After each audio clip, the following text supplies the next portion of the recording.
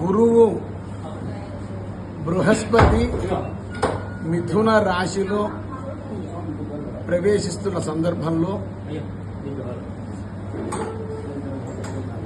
సార్థకోటి తీర్థాలు, ముక్కోటి దేవతలు అంతర్వాహినిగా ప్రవేశిస్తున్న సరస్వతి నది యందు ఉంటారట. అందుకనే గురుడు ఒక్కొక్క రాశిలో ప్రవేశిస్తున్నప్పుడు ఒక్కొక్క తీర్థానికి పుష్కరాలు వస్తూ ఉంటాయి. కాబట్టి